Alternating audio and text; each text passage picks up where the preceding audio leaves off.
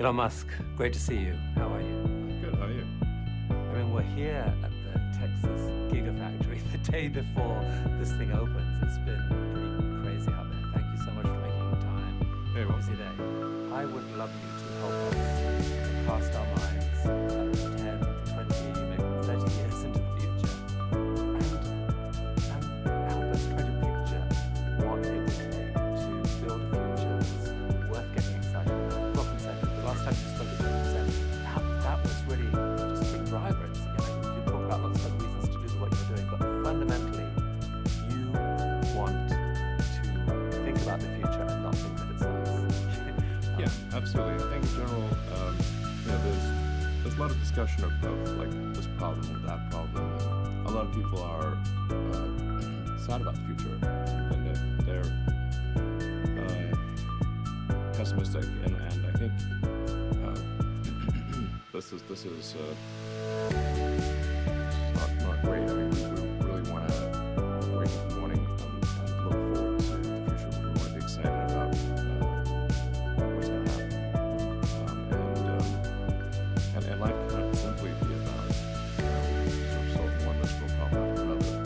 So if you look forward 30 years, the year 2050 has been labeled by scientists as kind of almost like this doomsday deadline on climate. There's a consensus of scientists, a large consensus of scientists who believe that if we haven't completely eliminated greenhouse gases or offset them completely by 2050, effectively we're inviting climate catastrophe. Do you believe there is a pathway to avoid that catastrophe? And what would it look like? Yeah, so I am not one of the doomsday people, which may surprise. I actually think we're on a good path. But at the same time, I want to caution against complacency. So long as we are not complacent, as long as we have a high sense of urgency about moving towards a sustainable energy economy, then I think things will be fine. So I can't emphasize it enough. So long as we push hard and are not complacent, the future's going to be right. Don't worry about it. I mean, worry about it, but if you worry about it, I hopefully it will be a self-fulfilling prophecy. So, like, there are three elements to a sustainable energy future. One is sustainable energy generation, which is primarily wind and solar. There's also hydro, geothermal. I'm actually part of define. But it's going to be primarily solar and wind as the primary generators of energy. The second part is you need batteries to store the solar and wind energy because the sun doesn't shine all the time, the wind doesn't blow all the time. So you need a lot of stationary battery packs. And then you need electric transport. So electric cars, electric planes, boats. And then it's not really possible to make electric rockets, but you can make a propellant used in rockets using sustainable energy. Right. So ultimately we can have a fully sustainable energy economy, and it's those three things: solar, wind, stationary battery pack, electric vehicles. So then, what are the limiting factors on progress? The limiting factor really will be battery cell production. So that's gonna really be the fundamental rate driver. And then whatever the slowest element of the whole lithium-ion battery cells supply chain from mining and the many steps of refining to ultimately creating a battery cell and putting it into a pack, that would be the limiting factor on progress towards sustainability. All right, so in the talk about batteries, the key thing that I want to understand, right, there seems to be a scaling issue here that is kind of amazing and alarming. You have said that you have calculated that the amount of battery production that the world needs for sustainability is 300 terawatt hours of batteries. That's the end goal. Very rough numbers, and I certainly would invite others to check our calculations because they may arrive at a different conclusion.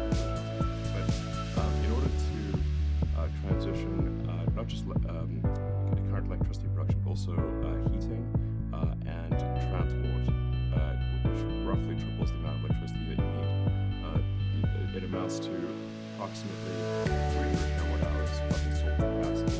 So we need to give people a sense of how big a task that is. I mean, here we are at the Gigafactory. You know, this is one of the biggest buildings in the world. What I've read, and tell me if this is still right, is that the goal here is to eventually produce 100 gigawatt hours of batteries here a year. We'll probably do more than that, but yes, that's hopefully we get there within a couple of years. Right. But I mean, that is Point 1 terawatt hours. but that's still 1/100th of what's needed. How much of the rest of that 100 is Tesla planning to take on between, let's say, between now and 2030, 2040? When we really need to see this scale up happen.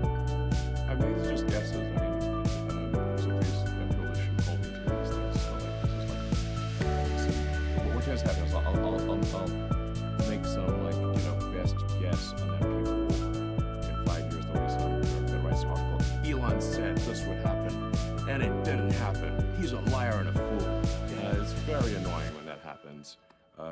So these are just guesses. This is a conversation.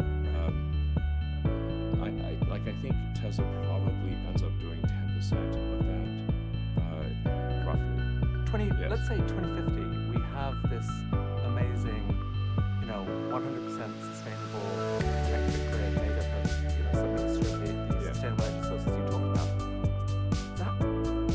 That same grid probably is offering the world really low-cost energy, isn't it, compared with now? Yeah. And I'm curious about, are people entitled to get a little bit excited about the possibilities of that world? People should be optimistic about the future. Humanity will solve sustainable energy. It will happen. If we are, continue to push hard, the future is bright and good from an energy standpoint. And then it will be possible to also use that energy to do carbon sequestration. It takes a lot of energy to pull carbon out of the atmosphere, just as because in putting it in the atmosphere to release energy. So now, obviously, in order to pull it out, you need to use a lot of energy. But if you've got a lot of sustainable energy from wind and solar, you can actually sequester carbon, so you can reverse the CO2 possibly in the atmosphere and oceans. And also, you can really have as much fresh water as you want. Earth is mostly water. We should call Earth water. It's 70% water by surface. Now, most of that's seawater, but it's like, we just happen to be on the bit that's land. Right. And with energy, you can turn seawater into Yes. irrigating water or whatever water. Absolutely. Yeah. At very low cost. Things will be good. Things will be good. Yes. And also, there's some other benefits like this non-fossil fuel world where the air is cleaner. And, Yes, exactly. Because like when you burn fossil fuels, there's all these side reactions and toxic gases of various kinds, like particulates that are bad for your lungs. There's all sorts of bad things that are happening that will go away, and the sky will be cleaner and quieter. The future's gonna be good. I want us to switch now to think a bit about artificial intelligence. But the segue there, you mentioned how annoying it is when people call you up for bad predictions in the past. So I'm possibly going to be annoying now, but I'm curious about your timelines and how you predict and how come some things are so amazingly on the money and some aren't. So when it comes to predicting sales of Tesla vehicles, for example, it's kind of been amazing. I think in 2014, when Tesla had sold that year 60,000 cars, you said 2020, I think we will do 500,000 a year. We did almost exactly that. You did almost exactly that. You were scoffed in 2014 because no one since Henry Ford with the Model T had come close to that kind of growth rate for cars. You were scoffed, and you actually hit 500,000 cars and 510,000 or whatever it is. But 5 years ago, last time you came to TED, I asked you about full self-driving, and you said, "Yep, this very year, where I'm confident that we will have a car going from LA to New York without any intervention. Yeah, I don't want to blow your mind, but I'm not always right. So talk. What's the difference between those two? Why has full self-driving in particular been so hard to predict? I mean, the thing that really got me, and I think it's going to get a lot of other people, is that there are just so many false dawns with self-driving, where you think you've got a problem, you have a handle on the problem, and then it turns out you just hit a ceiling, because what happened if you were to plot the progress, the progress looks like a log curve. So it's like a series of log curves. So most people don't know what log curve is. It goes up sort of a fairly straight way, and then it starts tailing off, and you start getting diminishing returns. And you're like, it was trending up, and now it's sort of curving over and up, and you start getting to these what I call local maxima, where you don't realize basically how dumb you are. And then it happens again. So and ultimately, now these things in retrospect they seem obvious, but in order to solve full self-driving properly, you have to solve real-world AI. Because you see, like, what are the road networks designed to work with? They're designed to work with a biological neural net, our brains, and with vision, our eyes. And so, in order to make it work with computers, you basically need to solve real-world AI and vision. Because we need cameras and silicon neural nets in order to have a self-driving work for a system that was designed for eyes and biological neural nets. I guess when you put it that way, it's sort of like quite obvious that the only way to solve full self-driving is to solve real-world AI and sophisticated vision. Well, what do you feel about the current architecture? Do you think we have an architecture now where there is a chance for the logarithmic curve not to tail off any time soon? Well, I mean, literally these maybe infamous last words, but I actually have confidence that we will solve this. That we will see. You actually say, like, what's the probability of an accident? What point do you exceed that of the average person? I think we will exceed that this year. What are you seeing behind the scenes that gives you that confidence? We're almost at the point where we have a high-quality unified vector space. Like in the beginning, we were trying to do this with image recognition on individual images. But if you look at one image out of a video, it's actually quite hard to see what's going on without ambiguity. But if you look at a video segment, a few seconds of video, that ambiguity resolves. So the first thing we do is to tie all 8 cameras together so they're synchronized. So that all the frames are looked at simultaneously and labeled simultaneously by one person. So you saw me so that at least they're not labeled at different times by different people in different ways. And then so it's sort of a surround picture. Then the very important part is to add the time dimension.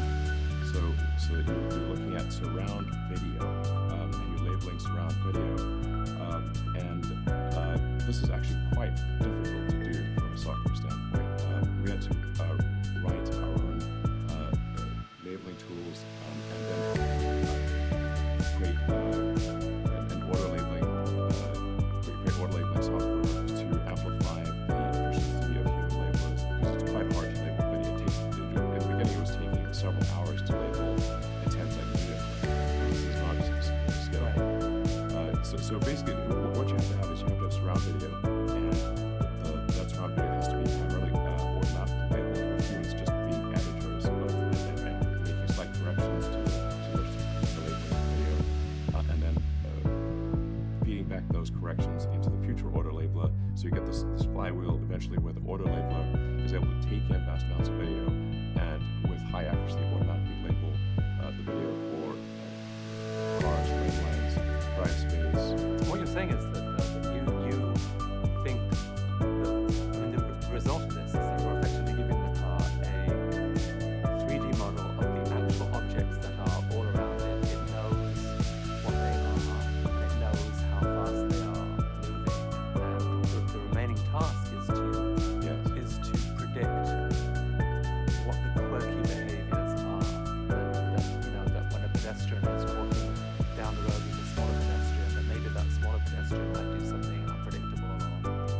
things like that you have to build into it before you can really call it safe. You basically you need to have memory across time and space. So what I mean by that is if you because you can't, the memory can't be infinite because it's using up a lot of computers RAM basically. So you have to say how much are you going to try to remember. It's very common for things to be occluded. So like if you talk about say a pedestrian walking past a truck where you saw the pedestrian start on one side of the truck, then they're occluded by the truck. But you need to, you would know intuitively, okay, that pedestrian is going to pop out the other side most likely, Right. and The computer doesn't know. so you need to until slow it's down. I mean, a skeptic is going to say that every year for the last 5 years, you've kind of said, well, no, this is the year. Well, we're confident that it won't be there in a year or two, or like it's always been about that far away. But we've got a new architecture now. You're seeing enough improvement behind the scenes to make you not certain, but pretty confident that this by the end of this year, in most, not in every city, in every circumstance, but in many cities and circumstances, basically the car will be able to drive without interventions safer than a human. Yes, I mean the car currently drives me around Austin most of the time with no interventions. So it's not like and we have over 100,000 people in our full self-driving beta program. So you can look at the videos that they post online. Okay, great. And some of them are great, and some of them are a little terrifying. I mean, occasionally Yes. the car seems to sort of like veer off and scare the hell out of people. But it's still way too. But you're behind the scenes looking at the data. You're seeing enough improvement to believe that the scene timeline is real. yes, that's what it seems like. I mean, I'd like to say, for a city here, it's like, well, yeah, another year went by and it didn't happen. But I think this is the year. And so, in general, when people talk about Elon time, it sounds like you can't just have a general rule that if you predict that something will be done in 6 months, actually what we should imagine is it's going to be a year, or it's like 2x or 3x. It depends on the type of prediction. Some things, I guess, things involving software, AI, whatever, are fundamentally harder to predict than others. Is there an element that you actually deliberately make aggressive prediction timelines to drive people to be ambitious? Without that, nothing gets done. Well, I generally believe in terms of internal timelines that we want to set the most aggressive timeline that we can. Because this is like a low gas expansion where you schedules where whatever time you set, it's not going to be less than that. It's very rare that it'll be less than that. And as far as our predictions are concerned, what tends to happen in the media is that they will report all the wrong ones and people all the right ones. Right.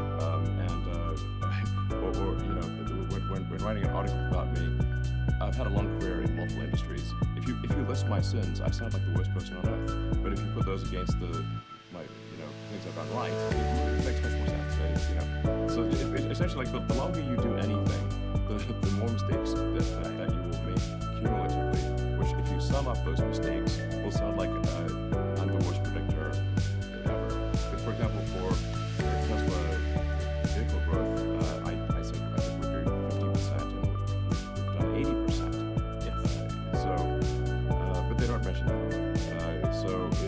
I'm not sure what my exact track record is on predictions. They're more optimistic than pessimistic, but they're not all optimistic. Some of them are exceeded, probably more or later, but they do come true. It's very rare that they do not come true. It's sort of like if there's some radical technology prediction, but the point is not that it was a few years late that it happened at all. That's the more important part. So it feels like at some point in the last year, seeing the progress on understanding the AI, the Tesla AI, understanding the world around it, led to a kind of an aha moment. Because you really surprised people recently when you said probably the most important product development going on at Tesla this year is this robot, Optimus. Yeah. Many companies out there have tried to put out these robots and been working on them for years, and so far no one has really cracked it. There's no mass imagine a robot in people's homes. There are some in manufacturing, but I would say no one's really cracked it. What is it? Something that happened in the development of full self-driving that gave you the confidence to say, you know what, we can do something special? Yeah, exactly. So, it took me a while to realize that in order to solve self-driving, you really need to solve real-world AI. And the point at which you solve real-world AI for a car, which is a robot on four wheels, you can then generalize that to a robot on legs as well. The two hard parts, I think, it's not obviously companies like Boston Dynamics have shown that it's possible to make quite compelling, sometimes alarming robots. Right. So this is from a sensors and actuators standpoint, it's been demonstrated by many that it's possible to make a hard robot. The things that are currently missing are enough intelligence for the robot to navigate the world and do useful things without being explicitly instructed. So the missing things are basically real world intelligence and scaling up manufacturing. Those are two things that Tesla is very good at, and so then we basically just need to design the specialized actuators and sensors that are needed for a remote lab. People have no idea. This is going to be bigger than the car. So let's dig into exactly that. I mean, in one way, it's actually an easier problem than full self-driving, because instead of an object going along at 60 miles an hour, if it gets it wrong, someone will die. This is an object that's engineered to only go up 3 or 4 or 5 miles an hour. Walking speed, basically. And so a mistake there aren't lives at stake. There might be an embarrassment at stake. As long as the AI doesn't take it over and right. But so talk about. I mean, I think the first applications you've mentioned are probably going to be manufacturing, but eventually the vision is to have these available for people at home. Yes. If you had a robot that really understood the 3D architecture of your house and knew where every object in that house was or was supposed to be and could recognize all those objects, I mean, that's kind of amazing, isn't it? Like the kind of thing that you could ask a robot to do would be what? Like, tidy up. Yeah, absolutely. Or make dinner, I guess, mow the lawn. take a cup of tea to grandma and show her family pictures. Exactly, take care of my grandmother and make sure, exactly. I mean, it could recognize everyone in the home. Yeah. Play catch with your kids. Yes. I mean, obviously we need to be careful that this doesn't become a dystopian situation. I think one of the things that's going to be important is to have a localized ROM chip on the robot that can be updated over the air. Where if you, for example, were to say stop, that would, if anyone said that, then the robot would stop, type of thing. And that's not updatable remotely. I think it's going to be important as things That sounds wise. And I do think there should be a regulatory test for AI. I've said this for many years. I don't love being regulated, but I think this is an important thing for competition. Let's come back to that. I don't think many people have really sort of taken seriously the notion of, a robot. I mean, at the start of the computer revolution, Bill Gates said there'll be a computer in every home, and people at the time said, whatever. Who would even want that? Do you think there will be basically, like in say 2050 or whatever, that like a robot in most homes is what they will be, and people will I think they probably level will. them and count on them. You'll have your own butler, basically. Yeah, you'll have your sort of buddy robot. Probably. Yeah. I mean, how much of a buddy do you how many applications you thought is that? Can you have a romantic partner, a sex partner? It's probably inevitable. I mean, I did promise the internet that I'd make cat girls who I will make a robot cat girl. I mean, Promise the internet. I guess it'll be whatever we want, really. What sort of timeline should we be thinking about of the first models that are actually made and sold? Well, the first units that we intend to make are for jobs that are dangerous, boring, repetitive, things that people don't want to do. And I think we'll have like an interesting prototype sometime this year. We might have something useful next year, but I think quite likely we'll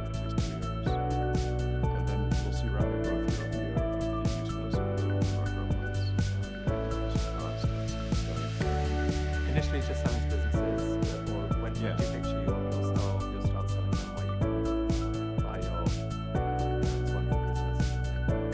Yeah, less than 10 years.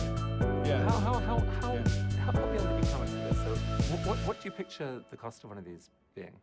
Well, I think the cost is actually not going to be crazy high, like less than a car. Initially, things will be expensive because it'll be new technology at low production volume. The complexity and cost of a car is greater than that of a humanoid robot. So I would expect that it's going to be less than a car, or at least equivalent to achieve that. So even if it starts at 50K, within a few years it's down to 20K or lower, and maybe for home they'll get much cheaper still. But think about the economics of this. If you can replace a $30,000, $40,000 a year worker, which you have to pay every year, with a one-time payment of $25,000 for a robot that can work longer hours, a pretty rapid replacement of certain types of jobs, how worried should the world be about that? I wouldn't worry about the sort of putting people out of a job thing. I think we're actually going to have, and already do have, a massive shortage of labor. So I think we will have not about people out of work, but actually still a shortage of labor even in the future. But this really will be a world of abundance. Any goods and services will be available to anyone who wants them. It will be so cheap that goods and services will be ridiculous. And presumably it should be possible to imagine a bunch of goods and services that can't profitably be made now, that could be made in that world, courtesy of agents and robots. Yeah, it will be a world of abundance. The only scarcity that will exist in the future is that which we decide to create ourselves as humans. Okay, so AI is allowing us to imagine a differently powered economy that creates. What are you most worried about going on? Well, like I said, AI and robotics will bring out what might be termed the age of abundance. Other people choose this one. And that this is my prediction of the age of abundance for everyone. I guess there's the dangers would be the artificial general intelligence or digital superintelligence decouples from the collective human will and goes in a direction that presumably we don't like, whatever direction we go. That's sort of the idea behind Neuralink is to try to more tightly couple collective human will to digital and also along the way solve a lot of brain injuries and spinal injuries and things like that. So even if it doesn't succeed in the greater goal, it succeed in the goal of alleviating brain and spine damage. So the spirit there is that if we're going to make these AIs that are so vastly intelligent, we ought to be wired directly to them so that we ourselves can have those superpowers more directly. But that doesn't seem to avoid the risk that those superpowers might turn ugly in unintended ways. No, I think it's a risk. I agree. I'm not saying that I have some certain answer to that risk. I'm just saying that maybe one of the things that would be good for ensuring that the future is the one that we want is to more tightly couple human will, collective will, to digital intelligence. The issue that we face here is that we already assemble. The computers are an extension of ourselves. And when we die, there's something like a digital ghost that will have text messages, social media, emails. It's quite eerie, actually, when someone dies and everything online is still there. But you say, like, what's the limitation? What is it that inhibits human machines to it's the data. When you communicate, especially with a phone, you're moving your thumbs very slowly, so you're moving between the lead sticks. Right. At a rate that's maybe 10 bits per second, optimistically 100 bits per second. And computers are communicating at a gigabit. Have you seen evidence that the technology is actually working? You've got a richer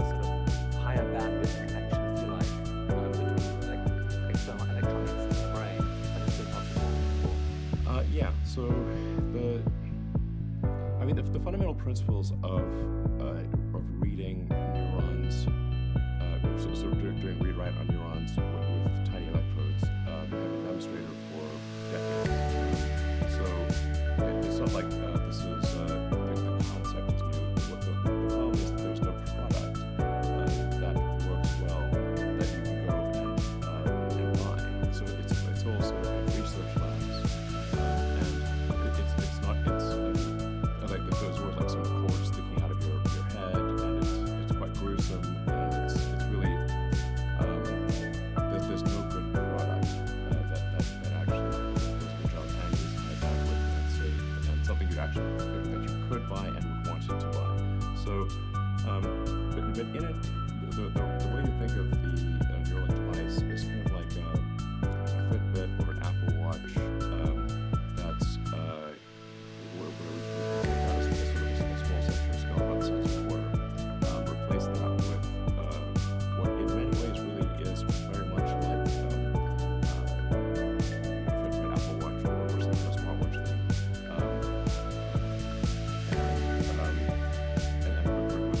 With tiny wires, very, very tiny wires, wires so tiny it's hard to even see them. And it's very important to have very tiny wires so that when they're implanted, they don't damage the brain. How far are you from putting these into humans? Well, we have put in our FDA application to have aspirationally do the first human implant this year.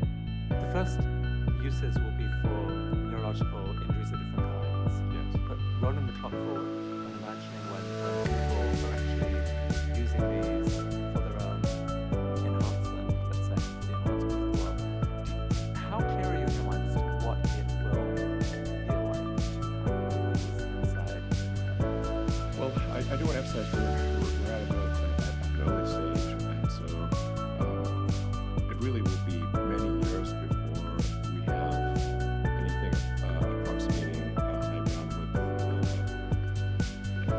neural interface that allows for AI-human symbiosis. And for many years, we will just be solving brain injuries and spinal injuries for probably a decade. And this is not something that will suddenly, one day, we'll have this incredible whole brain interface. It's going to be, like I said, at least a decade of really just solving brain injuries and spinal injuries. And really, I think solving a very wide range of including severe depression, obesity, sleep, schizophrenia, like a lot of things that cause great stress to people, restoring memory in older people. If you can pull that off, that's the app I will sign up for. Absolutely. I would, please hurry. Yeah, and I mean the emails that we get at Neuralink are heartbreaking. It's just tragic. You know when someone was in the prime of life and they had an accident on a motorcycle, and so someone who's 25 is they can't even keep themselves. And this is something we can fix. But you have said that AI is one of the things you're most worried about, and that Neuralink may be one of the ways where we can keep abreast of it. Yes, there's the short-term thing, which I think is helpful on an individual human level with injuries, and then the long-term thing is an attempt to address the civilizational risk of AI by bringing visual intelligence and biological intelligence closer together. I mean, you think of how the brain works today. There really is kind of two layers to the brain. There's the limbic system and the cortex, and the animal brain, where it's kind of like the fun part of it. Yeah, I mean, I think like Tim Robbins said this, like we're like somebody's stuck in a computer on a monkey. So we're like if you gave a monkey a computer, that's our cortex, but we still have a lot of monkey instincts, right? So which we then try to rationalize as no, it's not a monkey instinct, it's something more important than that, but it's often just really a monkey instinct. We're just monkeys with a computer stuck in our brain. Even though the cortex is sort of the smart or the intelligent part of the brain, the thinking part of the brain, people are quite. I've not yet met anyone who wants to delete their limbic system or their cortex. They're quite happy having both. Everyone wants both parts of their brain, and people really want their phones and their computers, which are really the tertiary or third part of their intelligence. It's just that it's like I said, the bandwidth, the rate of communication with that tertiary layer is slow, and it's just a very tiny straw to this tertiary layer. One of the tiny straw of the big highway. And I'm definitely not saying that this is going to solve everything, or this is, it's the only thing. It's something that might be helpful. And worst case scenario, I think there's also some important brain injury, spinal injury issues, and that's still a gray area. Right. Best case scenario, we may discover new human possibility, telepathy you've spoken of, in a way, connection with a loved one, full memory, and much faster thought processing, maybe. It's very cool. If AI were to take down Earth, we need a landing. Let's shift our attention to space. We spoke last episode about reusability, and you had just demonstrated that spectacularly for the first time. Since then, you've gone on to build this monster rocket, Starship, which kind of changes the rules of the game in spectacular ways. Tell us about Starship. Starship is extremely fundamental. So the holy grail of rocketry or space transport is full and rapid reusability. This has never been achieved. The closest that anybody's come is our Falcon 9 rocket, where we were able to recover the first stage, the cruise stage, which is probably about 60% of the last vehicle of the whole launch, maybe 70%. We've now done that over 100 times. So with Starship, we will be recovering the entire thing. That's at least that's the goal. Right. And moreover, recovering it in such a way that it can be immediately reflown. Whereas with Falcon 9, we still need to do some amount of refurbishment to restore it to variables. So with Starship, the design goal is immediate reflow. So you just reflow the balance and go again. And this is gigantic. It just as it would be in any other mode of transport. And the main design is to basically take 100 plus people at a time, plus a bunch of things that they need to Mars. So first of all, talk about that piece. What is your latest timeline? One, for the first time a Starship goes to Mars, presumably without people, but just equipment. Two, three, sort of, okay, 100 people at a time, let's go. Sure. And just to put the cost thing into perspective, the cost of the expected cost of Starship putting 100 tons into orbit is significantly less than what it would have cost, or what it did cost to put our tiny Falcon 1 rocket into orbit. Just as the cost of flying a 747 around the world is less than the cost of a small airplane, a small airplane that was thrown away. So it's really pretty mind-boggling that the giant thing costs way less than the small thing. So it doesn't use sort of exotic propellants or things that are difficult to obtain on Mars. It uses methane as a fuel, and it's primarily oxygen. So sort of roughly 77-78% oxygen at that rate. And Mars has a CO2 atmosphere and has water ice, which is CO2 plus H2O, so you make CH4 methane and O2 plus on Mars. Presumably one of the first tasks on Mars would be to create a fuel plant, create the fuel for the effects of many starships. Yes, and actually, it's mostly going to be an oxygen plant, but it's because it's call it 78% oxygen, 22% fuel. But the fuel is a simple fuel that is easy to create on Mars, and well, that will many other parts of the solar system. So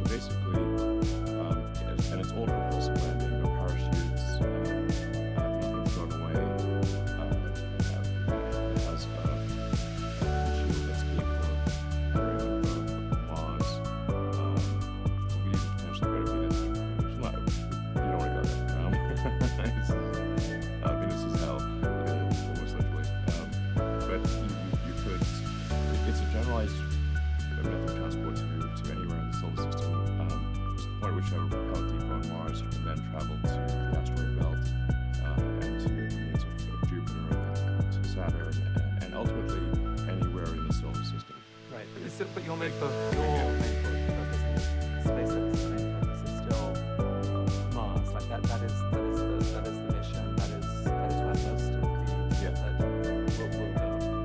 Yeah, Or are you yes, actually it's imagining a much broader array of uses even in the coming, first decade or so of use of this?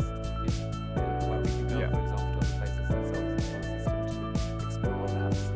NASA wants to use the rocket for that reason. Yeah, NASA is planning to use Starship to return to the moon, to return Yes. people to the moon, and so we're very honored that NASA has chosen us to do this. But I'm saying it is a generalized, it's a general solution to getting anywhere in the greater solar system. It's not suitable for going to another star system, but it is a general solution for transport anywhere in the solar system. Before it can do any of that, it's got to demonstrate it can get to orbit around Earth. Yeah. What's your latest advice on the timeline for that? It's looking promising for us to have an orbital launch attempt in a few months. We're actually integrating we'll be integrating the engines into the booster for the first orbital flight, starting in about a week or two. The launch complex itself is ready to go. So, assuming we get regulatory approval, I think we could have an orbital launch attempt in a few months. And a radical new technology like this, presumably there is real risk in this early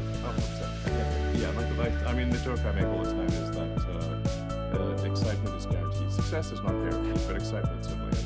But the last I saw in your timeline, you've slightly put back the expected date for the first human on Mars till 2029, I want to say. Yeah, I mean, let's see. I mean, we have built a production system for Starship, so we're making a lot of ships and boosters. And How many are you planning to make this year? Well, we're currently expecting to make a booster and a ship roughly initially roughly every couple months, and hopefully by this year, one every month. So it's giant rockets, but a lot of just in terms of rough orders and that, in order to create a self-sustaining city on Mars, I think we'll need something on the order of 1,000 ships. So we just need a Helen.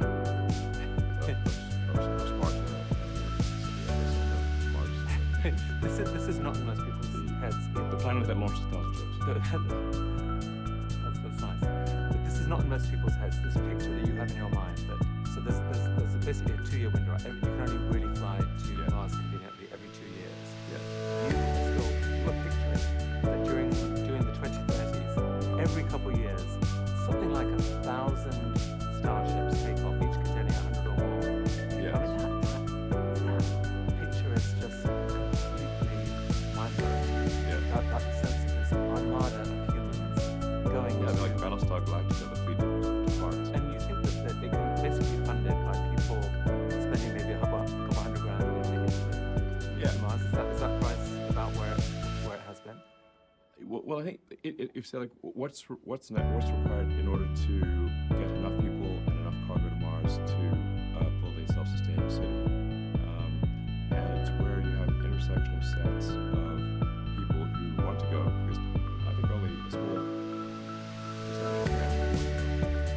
band can afford to go or get sponsorship in some manner. That intersection of sets, I think, needs to be 1 million people or something like that. And so it's what can 1 million people afford or get sponsorship for, or just the governments will also pay for it. Really take out loans. But I think at the point at which you say, okay, like if moving to Mars costs probably take $100,000, then I think almost anyone can work and save up and eventually have $100,000 and be able to go to Mars if they want. We want to make it available to anyone who wants to go. Yeah. And very important to emphasize that Mars, especially in the beginning, will not be luxurious. It will be dangerous, cramped, difficult,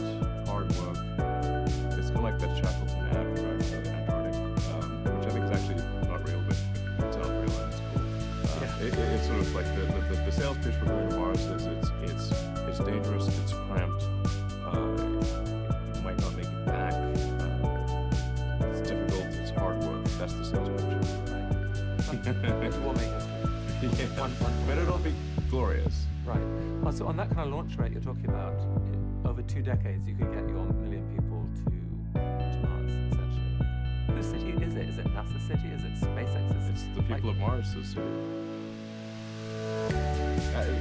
the reason for this, I mean, I have to say, like, we feel like, well, why do this thing? I think this is important for maximizing the probable lifespan of humanity, consciousness, human civilization could come to an end for external reasons like nuclear or supervolcanoes or extreme climate change or World War III, any one of a number of reasons. The probable lifespan of civilization consciousness as we know it, which we should really view as this very delicate thing, like a small candle in a vast darkness. That is what appears to be the case. We're in this vast darkness of space, and there's this little candle of consciousness that's only really come about after 4.5 billion years, and it just forgot. At the south, and I think a lot of people will be inspired by that vision. And the reason you need a million people is because there has to be enough people there to do everything that you need to survive. Really, the critical threshold is if this ships from Earth stop coming for any reason, Right. does the Mars city die out or not? And so we have to pass that. That's people talk about like these sort of the great filters, the things that perhaps we talk about the Fermi paradox, where the aliens and like well, maybe these various great filters that you have to pass, and so they eventually just cease to exist. And one of the great filters is becoming a multi-planet species. So we want to pass that filter, and I'll be long dead before this is the real thing, before it happens. But I'd like to at least see us make great progress in this direction. Given how tortured the Earth is right now, how much we're beating each other up, shouldn't there be discussions going on with everyone who is dreaming about Mars to try to say, we've got a once in a civilization's chance to make some new rules here? Should someone be trying to do those discussions to figure out what it means for this to be the people of Mars' city? Well, I think ultimately this will be up to the people of Mars to decide how they want to rethink society. There's certainly a risk there, and hopefully the people of Mars will be more enlightened and will not be trying to lose each other too much. I mean, I have some recommendations that Mars would choose to listen to or not. I would advocate for more of a direct democracy, not a representative democracy, and laws that are short enough for people to understand, and where it is harder to create laws than to get rid of them. Coming back a bit nearer to I'd love you to just talk a bit about some of the other possibility space that Starship seems to have created. Yeah. So given suddenly we've got this ability to move 100 times plus in orbit. So we've just launched the James Webb Telescope, which is an incredible thing. It's unbelievable. It's 2 decades. Exquisite piece of technology. Exquisite piece of technology. But people spent 2 years trying to figure out how to fold up this thing. It's a 3-ton telescope. We could make it a lot easier if you've got more volume and mass. Well, but let's ask a different question, which is how much more powerful a telescope could someone design based on using Starship, for example? I mean, roughly, I'd say it's probably 100 tons, 1,000 kilograms as well, which is roughly. And what about other explorations with the solar system? I mean, Europe. Europe. So Big question mark. right. So there's an ocean there, right? And what you really want to do is to drop a submarine into the Yeah, I mean, ocean. maybe there's like some squid civilization, this cephalopods civilization under the ice of Europe that would be pretty. I mean, pictures of this thing being devoured by a squid. Yeah, That would be honestly be the happiest moment of my life. pretty wild, yeah. That would be. What other possibilities are out there? Like, 'cause it feels like if you're going to create 1,000 of these things, they can only fly to Mars every 2 years. What are they doing the rest of the time? It feels like there's this Right. explosion of possibility that I don't think people are really thinking about. I mean, I don't know. We've certainly got a long way to go, as you alluded to earlier. We've still got to orbit, and then after we get to orbit, really prove out and refine full rapid reusability.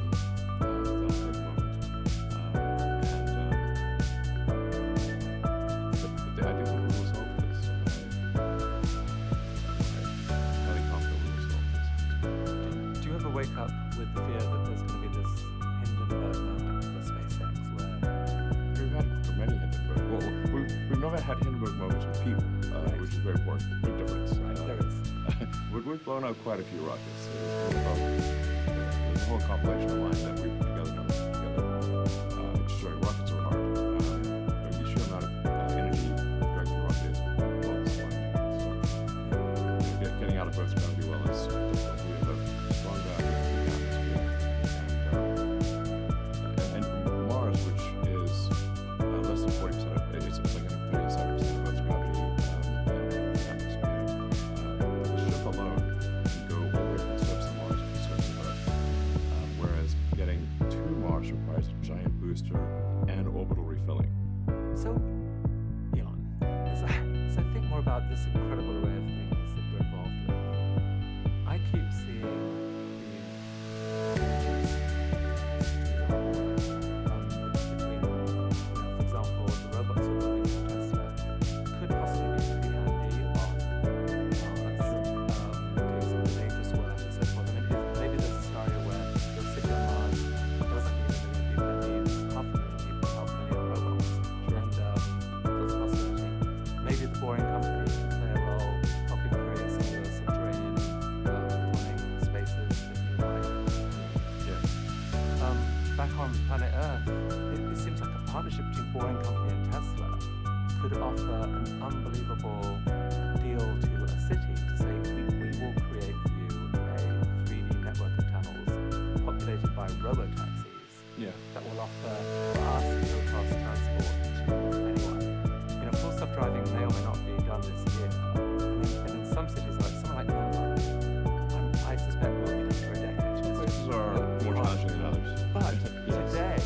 today with what you've got, 3D networks of tunnels Oh, if it's just in a tunnel, that's a solved problem. and exactly full self-driving is a solved problem.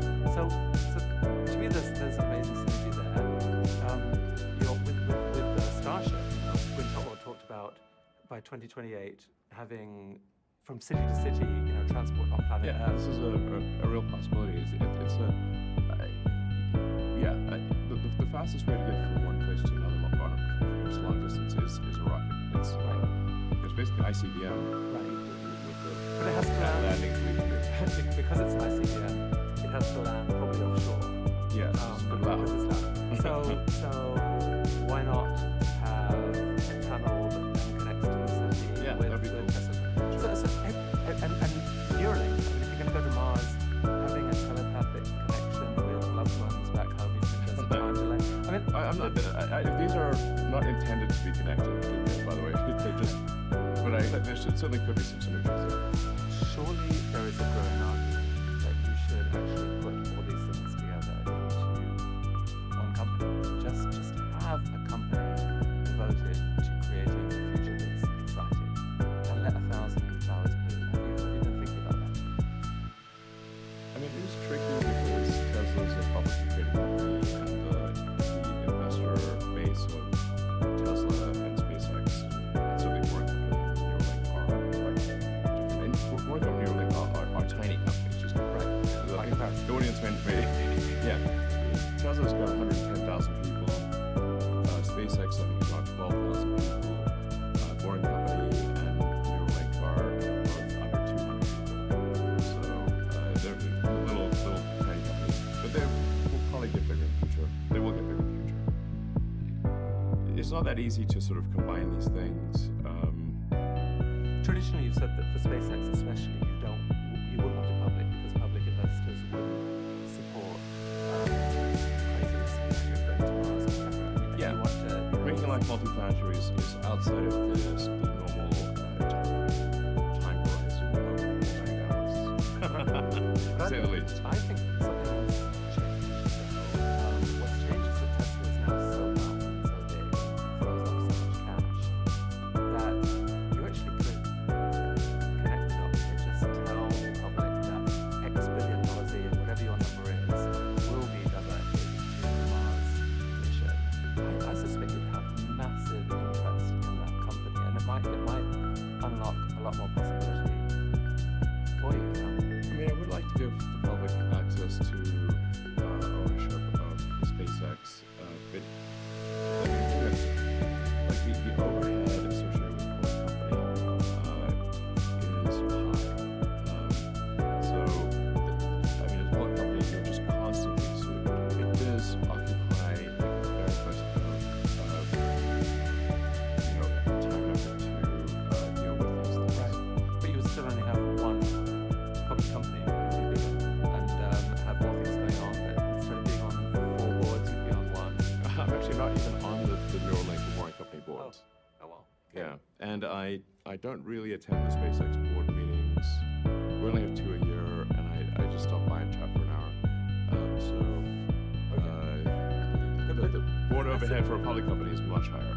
Right. I think some investors probably worry about how your time is being split, and they might be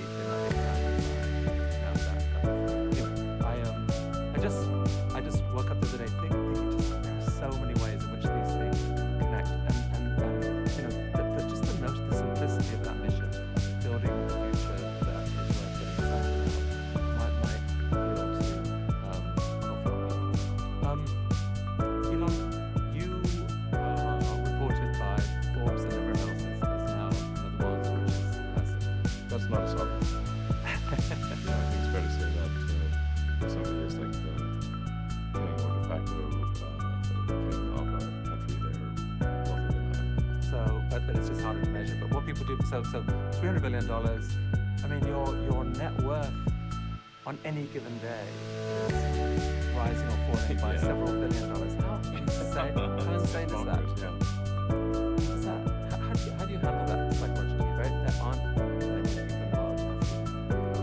I actually don't think about that too much, but the thing that is actually more difficult, and that does make sleeping difficult, is that every good hour or even minute of thinking about Tesla and SpaceX has such a big effect on the company that I really try to work as much as possible, to the edge of sanity, basically, because Tesla's getting to the point where we'll get to the point later this year where every high quality unit of thinking is $1 million to impact on Tesla. So, which is insane. I mean, the basic, if Tesla's doing, sort of $2 billion a week, let's say, is sort of $300 million a day. So, it's If you can change that by 5% in an hour's brainstorm, those are Yeah. pretty valuable. That's a pretty valuable hour. I mean, there are many instances where a half-hour meeting, or I feel the cash out by $100 million in a half hour. There are many other people out there who can't stand this world of billionaires. Like they are hugely offended by the notion that an individual can have the same wealth as say, a billionaire or more of the world's poorest people. If they examine some of the I think there's some actually flaws that are leading to that conclusion. For sure, it would be very problematic if I was consuming billions of dollars a year in personal consumption, but that is not the case. In fact, I don't even own a home right now. I'm literally staying at friends' places. If I travel to the Bay Area, where most of the rotate through friends' spare bedrooms. I don't have a yacht. I really don't take vacations. It's those are this that my personal consumption is high. The one exception is the plane. If I don't use the plane, then I have less hours to work. So I personally think you have shown that you are mostly driven by really quite a deep sense of moral purpose. Like your attempts to solve the climate problem have been as powerful as anyone else on the planet that I'm aware of. And I actually can't understand, personally, I can't understand the fact that you get all this criticism from the left about, oh my God, you're so rich, that's disgusting. When climate is their issue, philanthropy is a topic that some people go to. Philanthropy is a hard topic. Like how do you think about that? I think if you care about the reality of goodness, it's the perception of SpaceX, Tesla, Neuralink, Warren are philanthropy. If you say philanthropy is love of humanity, they are philanthropy. Tesla is accelerating sustainable energy. This is a love of philanthropy. SpaceX is trying to ensure the long-term survival of humanity with multiple species. This is love of humanity. Neuralink is help solve injuries and existential risk of AI, love of humanity. Warren Company is trying to solve traffic, which is hell for most people, and also it is not humanity. How upsetting is it to hear this from billionaires? My God, Elon Musk. Oh my God! Like, is it? Do you just shrug that off, or does it actually hurt? I mean, at this point, it's more reflect back. I'd like to, as we wrap up now, just pull the camera back and just think. You're a father now of having kids, and Well, I'm trying to set a good example because the birth rate on Earth is so low that we're facing civilizational collapse unless the birth rate to sustainable level. Yeah, you've talked about this a lot. Depopulation is a big problem. Yes. Population collapse is one of the biggest threats to the future of civilization, and that is one thing. What drives you on a day-to-day basis to do what you do? I really want to make sure that there's a good future for humanity, and that we're on a path to understanding the nature of the universe, the meaning of life, why are we here, how do we get here, and in order to understand the nature of the universe and all these fundamental questions, we must expand the scope and scale